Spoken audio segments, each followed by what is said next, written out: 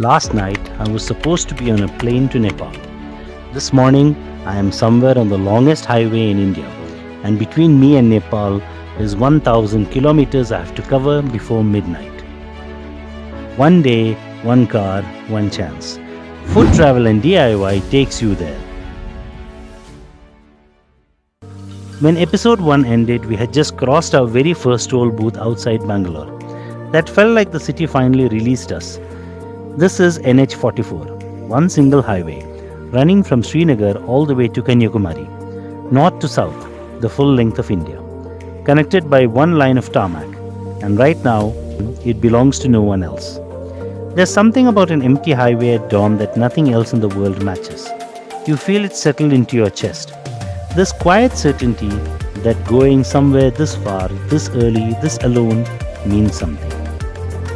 I didn't know quite what yet, but the road kept pulling me forward, so I followed. Somewhere in the first hour, hunger arrived. And there's this thing about driving 1000 kilometers in one day. You cannot stop every time you need something, not if you want to reach before midnight.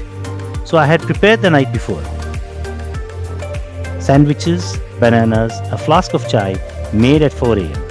One hand on the wheel, one hand on a sandwich, eyes on the road. And honestly, that was one of the best breakfasts I've ever had. There's something about road food. It doesn't matter what it is. When you eat it at 100 kilometers an hour with the sunrise pouring through your windshield, it tastes like something entirely different. It tastes like freedom, honestly. Around 400 kilometers it started. Not sleep. I want to be clear. My eyes were wide open. I was watching the road. I was driving. But my brain had quietly drifted somewhere else. You know that feeling when you're doing something but you're not fully there, and then you suddenly catch yourself. Wait, was I actually paying attention just now? That's the moment. Every long distance driver knows it, and it's the one you have to take seriously. I opened the window. Hard. Cold air. Immediate. 3 slow breaths. Music I actually had to focus on. And I made myself one rule for the rest of this journey. Every 90 minutes, no matter how good I felt, stop. Not because I was tired, because I was smart enough to know I would be. Let me tell you something about cruise control that nobody really talks about. Yes, it's comfortable. One less thing to think about. But on a 1000-kilometer drive, it's doing something far more important. It's saving you money.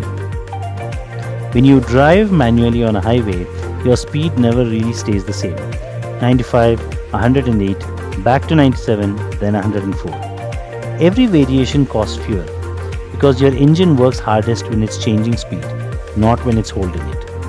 Cruise control locks you in. The engine finds its rhythm, stays there, and breathes evenly. On a drive this long, on a road this flat, that's the difference of an entire tank of fuel. Simple, massive. Set it, let the road do the rest. 573 kilometers from Bangalore. Shamshabad. My first real stop. The company-owned, company-operated petrol pump here has become almost legendary amongst NH44 road trippers. Clean facilities, good parking, well lit, and perfectly placed, right before Hyderabad city traffic absorbs you. If you're doing this exact route, this is your stop. I stepped out, and I want to be honest about something. My legs had genuinely forgotten what flat stationary ground felt like. After 573 kilometers of sitting in one position, standing still on a petrol pump forecourt was the most physical luxury I had experienced all day. I checked the tires and topped the tank. Everything was fine. The car at this point was in considerably better shape than the driver. I looked at the odometer. 573 done and 430 to go. Exactly halfway. The hardest thing about halfway is that you don't feel like progress. It feels like you're starting again, with half your energy left. And then came the reason this stop existed. Paradise Biryani Shamshabad. When I was planning this drive in Bangalore, 3 separate people told me, whatever you do not skip the Shamshabad Paradise Biryani. I almost did. I was behind schedule, tired, 430 kilometers still ahead.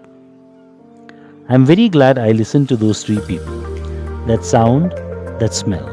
Hyderabad Dum Biryani, cooked the old way, sealed, slow, patient, everything that my drive today was not. For about 20 minutes, I forgot I was in the middle of 1,000-kilometer drive. The fatigue disappeared. The distance disappeared. There was only this plate, this moment. Good food does that. It doesn't just feed you. It resets something and it reminds you why you left home in the first place. This is exactly why I travel. Not always for the destination, for these unplanned, perfect, unrepeatable moments. If this journey is making you feel something, this is a good moment to subscribe, because this series is just beginning. Every stop on this road has a story. Every kilometer has something I want to show you. Subscribe, hit the bell and ride along for every episode. Okay, now back to the road. After Hyderabad, the road changes. The traffic thins. The landscape flattens. Orange soil. Scattered thorn trees. The sky is suddenly enormous, unbroken from one edge to the other. This is the Deccan Plateau, one of the oldest and largest geological formations on Earth. Basalt rock laid down by volcanic eruptions 65 million years ago. I'm driving across it at 100 kilometers per hour. Somewhere around kilometer 750, I reach Maharashtra. New state, new road surface, different air, same relentless highway. The afternoon stretch is the hardest part of any long drive. The morning energy is gone. The destination isn't close enough yet to pull you forward. You are in the middle, and the middle is where most people stop. I thought about stopping, then I thought about Nagpur, and I kept going. The Nagpur city lights appeared on the horizon, and something in my chest shifted. 1,000 kilometers, one car, one day. I pulled into the Airbnb lane at 11:17 p.m., turned off the engine, and just sat. The silence after 16 hours of engine noises is its own kind of sound. Your ears don't know what to do with it. I got out, and I did something unplanned. I walked around the car, the way you might check on something who went through something hard with you. Dusty windshield, road grime on every panel.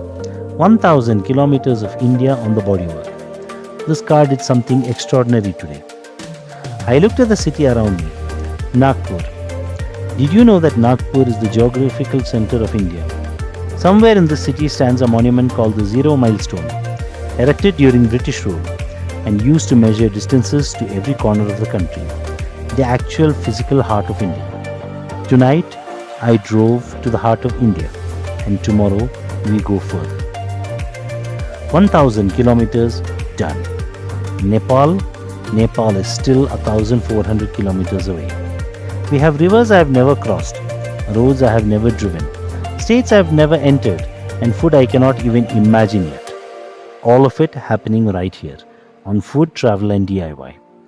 If any part of today made you feel something, if some part of you wishes you were in the passenger seat, subscribe and hit the bell. Episode 3 is where things get really interesting. We leave Maharashtra and enter central India, and the road starts showing me things I genuinely didn't expect. Come with me. Drive safe, travel honest, and never cancel a trip just because the flight got cancelled. Good night from Nagpur.